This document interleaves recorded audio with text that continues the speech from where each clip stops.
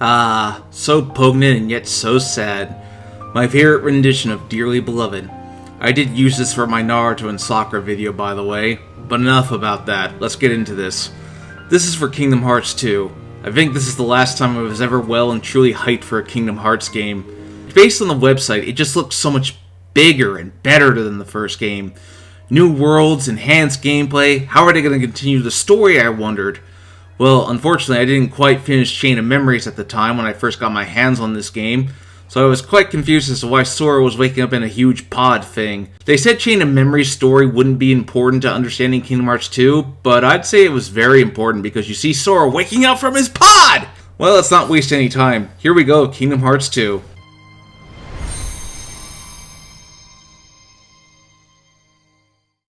So we open with this boy named Roxas living in a town called Twilight Town with his friends Hayner, Pence, and Olette. We open with them chasing after picture thieves, and we meet Cypher from Final Fantasy VIII. That was undeniable proof that we totally owned you, lamers. Well, it's not quite the worst insult of the year, but it's up there. So for the first 3 hours of the game, you play as Roxas. There are some story bits. Here's the thing about Roxas, he's Sora's nobody. You see, when a strong heart becomes a heartless, the body that's left behind becomes a nobody. Cute. Very cute. Although, as I was a senior in high school at the time when I first played this game, this line really spoke out to me. What's important isn't how often we see each other, but how often we think about each other. Right?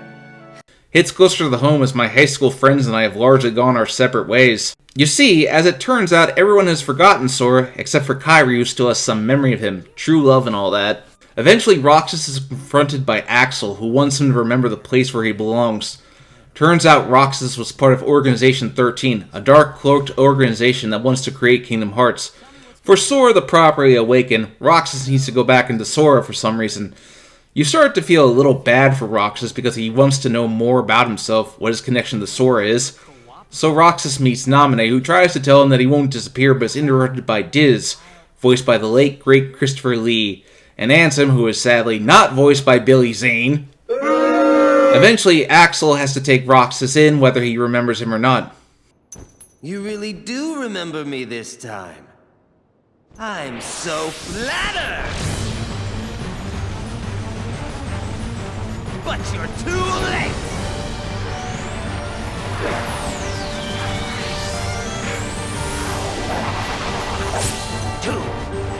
Oh boy, the explanation for how Roxas has two Keyblades becomes much more complicated than it really needed to be. So Roxas finally goes down, and there's certain sadness to the scene as he tries to argue that his heart belongs to him, but he really has no say in the matter.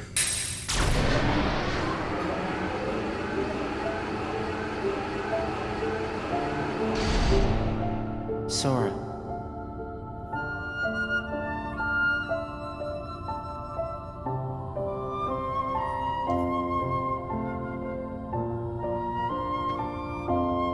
You're lucky. Looks like my summer vacation is over.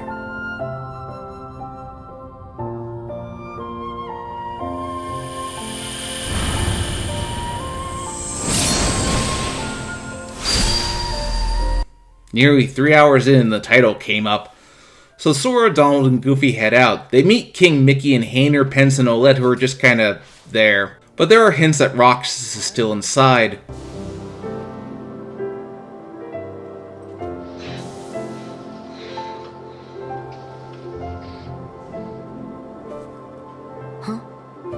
So Sora and the gang head to Yensid's tower where they meet up with Pete, the typical Disney bad guy. Are told by Yensid about the nobodies in Organization 13. They want to be whole, but as their means of doing so are killing people, they've got to be stopped. Sora is hooked up with new clothes and they head out to Hall of Bastion. Oh, and Maleficent comes back. I really wish she didn't because she doesn't really go on to do much in this game. After a brief visit to Hall of Bastion where they meet up with the Final Fantasy gang, meet the organization, and from there it's off to the Disney worlds for more fun. While there's plenty of returning worlds such as Agrabah, Halloween Town, and Olympus Coliseum, there's plenty of new worlds mixed in. Land of Dragons from Mulan, Beast Castle from Beauty and the Beast, Port Royal from Pirates of the Caribbean, Pride Lands from Lion King, and a mission to the computer of Hall of Bastion is an excuse to get Tron into the game. Also, the returning worlds have plenty of new features added. Halloween Town lets you finally visit Christmas Town. Agrabah feels completely revamped, and Olympus Coliseum has you explore the underworld. Some of these worlds do feel like abridged retellings of the movie, but the first part of this usually has Pete show up to try to create more Heartless for Maleficent.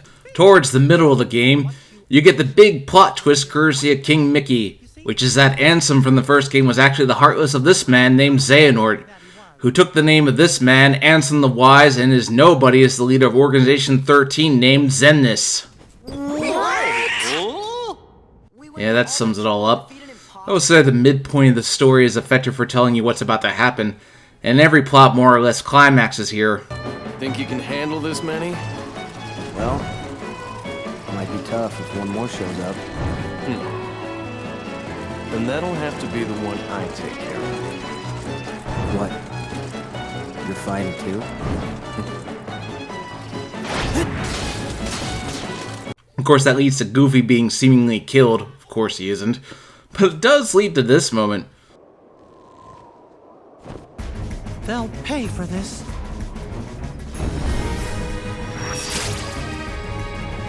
I don't know, should that be awesome, stupid, or both at the same time? I guess I'll have to briefly cover the organization members because I really don't have much to say about the main trio this time, which I'll get to later. Kairi gets a bit of a subplot where she ends up in Twilight Town and is then kidnapped by Axel, then Saïx. That's about it for her until we reach the final world. Riku is missing for most of the story and Sora's just trying to find them. But what makes this stand out is that every world is visited twice to finish the story. This time around it involves the organization trying to make Sora use the Keyblade to destroy more Heartless so that they can build their own Kingdom Hearts. But I suppose I can cover the story of the worlds a bit more than I did previously. Let's start with Hall of Bastion. It contains your usual Final Fantasy cameos. Cloud actually has a little bit of a storyline involving looking for Sephiroth, who in this continuity represents the darkness in Cloud's heart. Off note is the battle with Sephiroth in Kingdom Hearts 1 non-canon because Sora doesn't seem to recognize him. In addition to the returning Cloud, Aerith, Yuffie, Sid, and Squall. That's Leon. Whatever. You also have new Final Fantasy characters in addition to the already mentioned Cypher and his gang. Setzer from Final Fantasy VI, Vivi from Final Fantasy IX, one that I have not played actually. Tifa makes an appearance here. I'm looking for somebody. Have any of you seen a guy with spiky hair?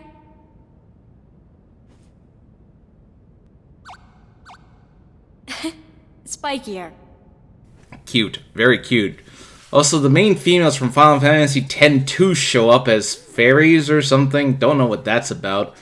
Oh, and I almost forgot Arn makes an appearance in Olympus Coliseum as your party member. Did you forget who you're talking to? I am the Lord of the Dead! No wonder no one wants to die.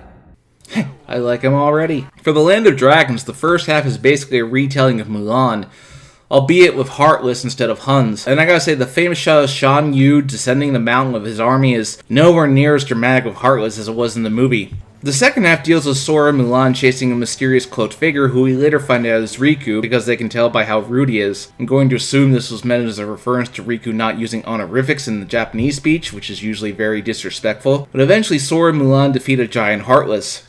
And well, that happened. This world does further the Riku story at the very least, even if it doesn't do much else. Could the captain have a vacation, please? Ooh, straightforward Mulan, I like that. You'll always be my Mulan, not whoever that was in the live-action movie. Beast's castle isn't exactly a retelling of the movie. Beast is acting strangely, so Belle asks Sora and the gang to investigate. Turns out Xaldin's trying to get Beast to turn into a Heartless. I've had enough of strength. There's only one thing I want. What? To love and be loved in return. Who could ever love a beast? Eventually they snap Beast out of it, but later Xaldin comes back and takes the rose because I guess he's trying to be a troll because I can't think of how this serves the organization. We do see more of Beast's character growth, which is always nice. Look! It's the rose!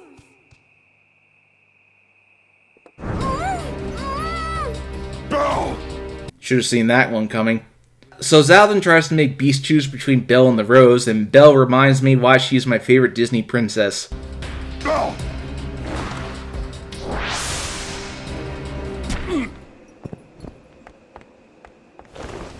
Good one, Belle. I do like how this world does tie into the main story a bit more, since it does use an organization member, and both Beast and Belle get awesome moments.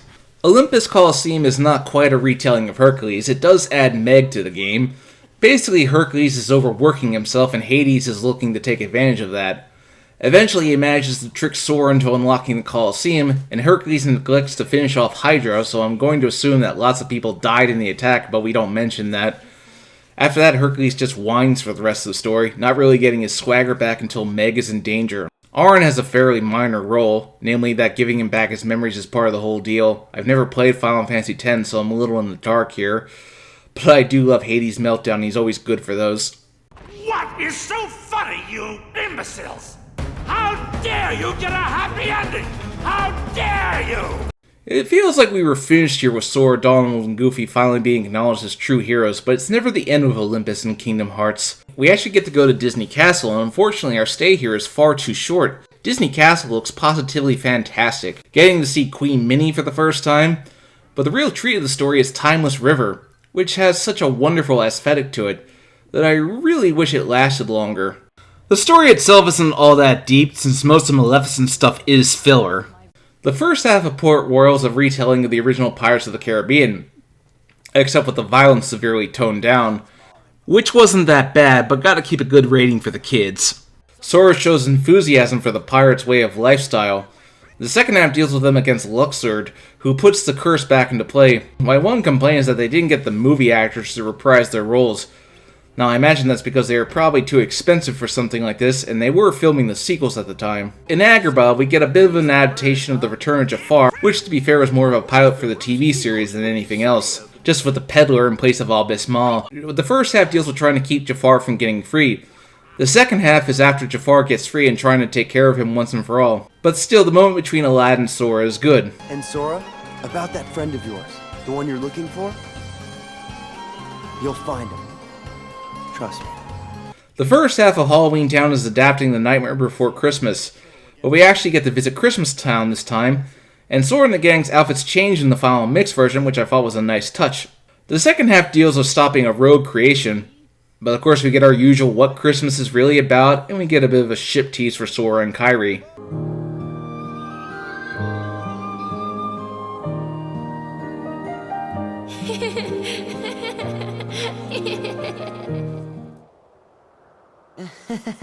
Then we have the Pride Lands. The first half is a pretty standard retelling of The Lion King, just with Sora and the gang involved, with scenes lifted straight from the movie, though the final battle has a twist.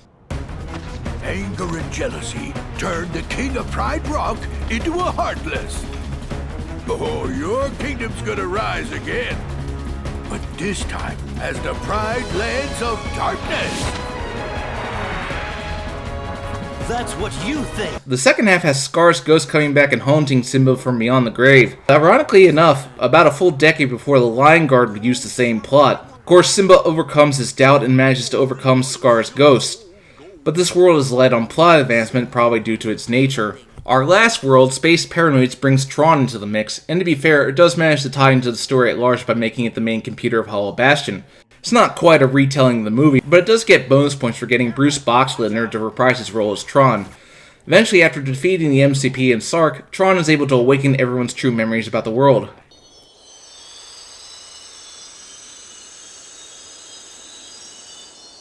You know, this town had another name once.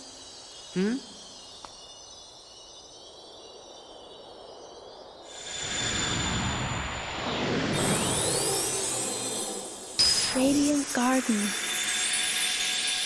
I guess it doesn't sound as barren as Hollow Bastion.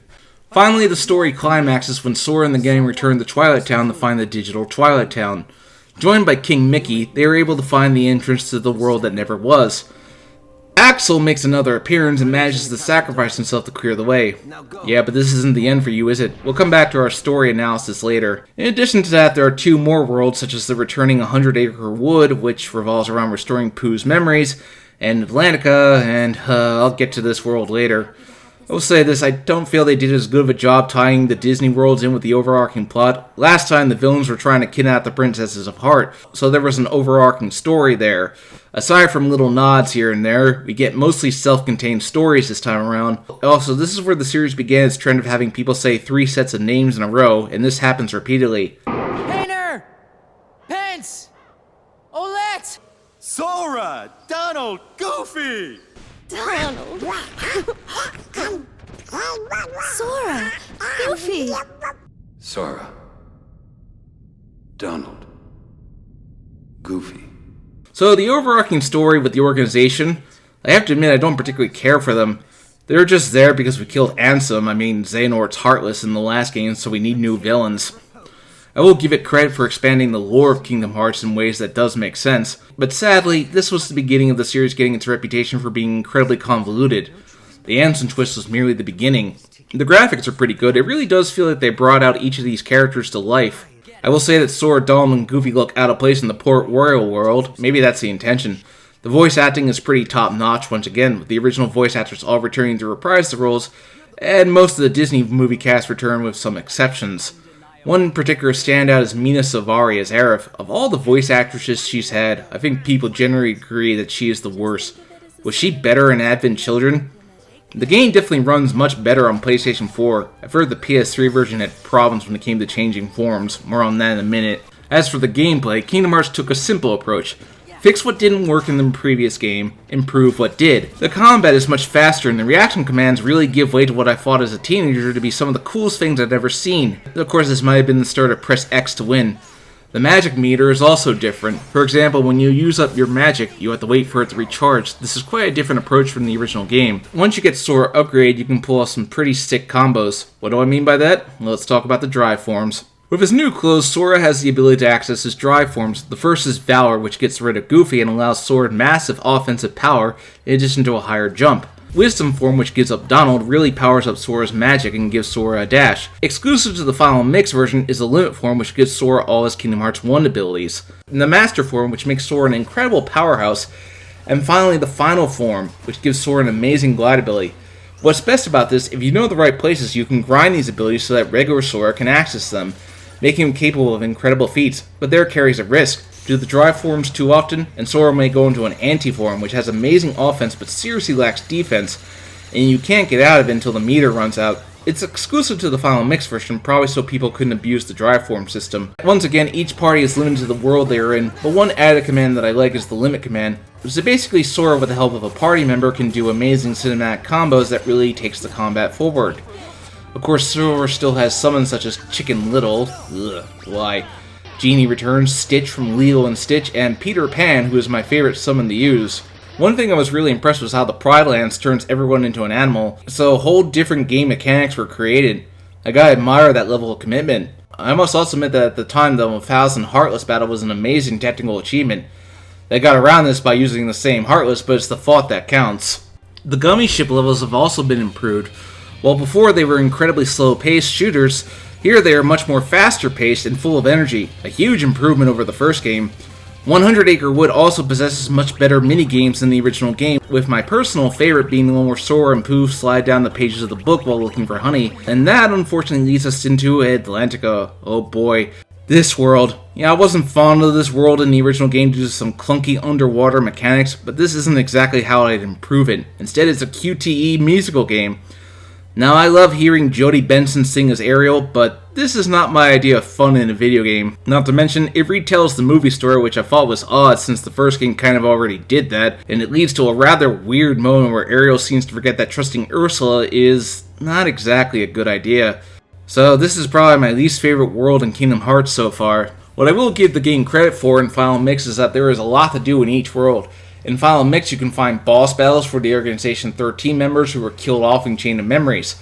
Marluxia definitely took the most getting used to. The higher level you are, the better you will be. The boss I had the toughest time with is probably Zaldin at the end of Beast's Castle. Yeah, the guy who got owned by an elbow to the gut from Belle. I have no idea how she was able to do it. In fact, the only reason I was able to beat him was because Mickey kept coming to my rescue. Yeah, that's a new mechanic. In certain boss battles, if you lose, Mickey will sometimes come and bail you out. Save my bacon in certain cases.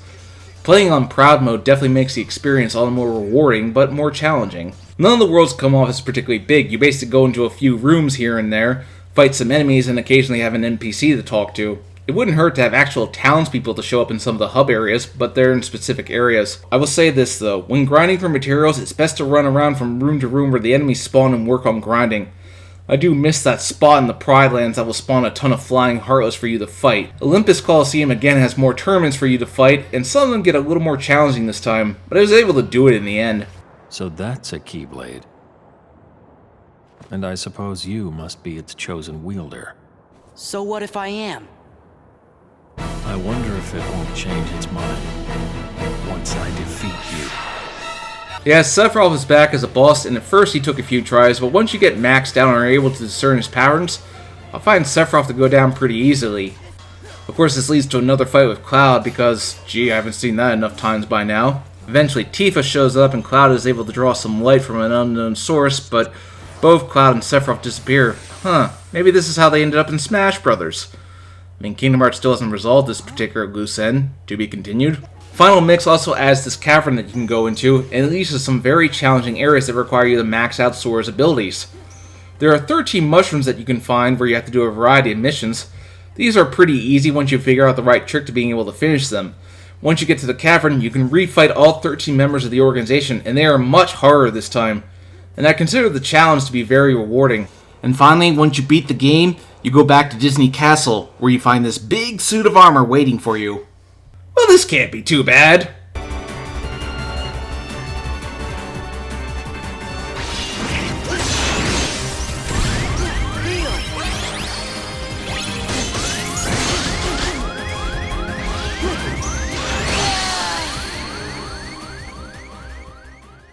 Oh, yeah. This was the very last thing I ended up doing. It took hours of memorizing his patterns, repeatedly dying and struggling to deal damage to him, but finally I delivered the final blow. Back off!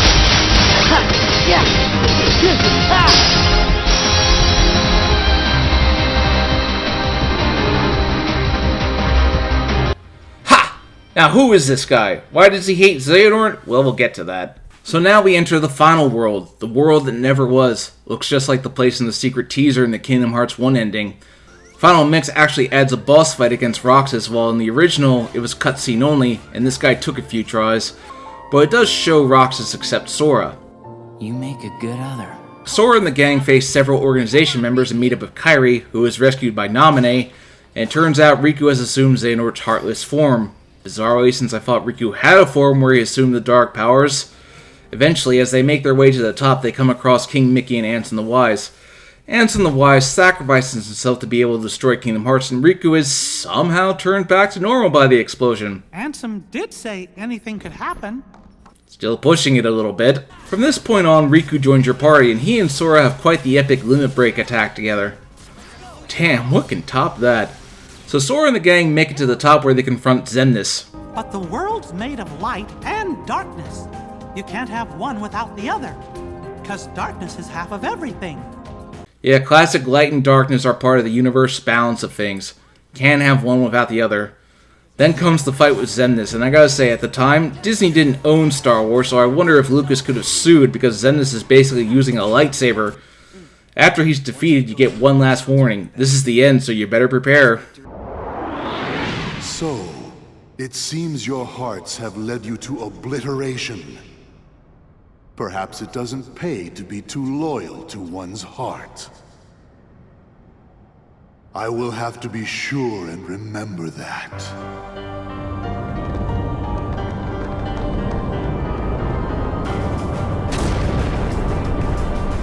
No! We can take him on our own.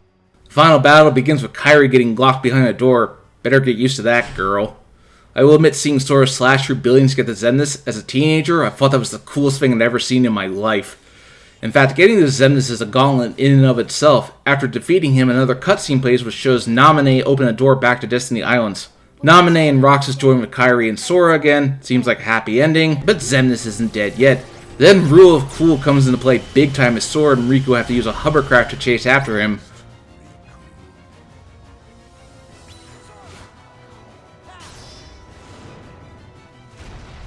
Once that's done, we finally confront Xemnas for the final showdown, all dressed in white. I'm sure there's some symbolic reason for that. So thus the final battle against Xemnas begins, and it's a very good battle. Sora and Riku work together, and there's a part where you have to control Riku, and it's incredibly short-lived, I would say.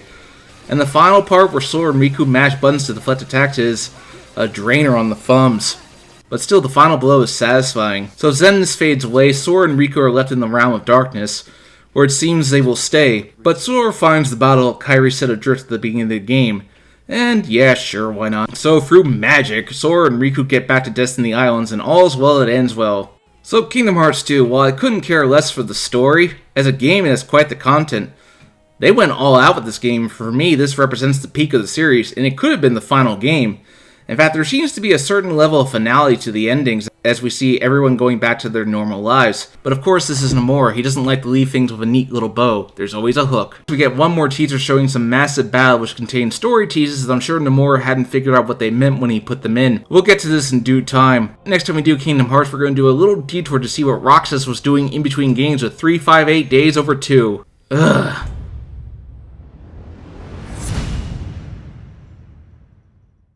Thanks for watching. If you like this video, please hit that bell, like, and subscribe button. If you want updates, follow me on Twitter or Twitch, or join my Discord, which are provided in the description below. See you next time.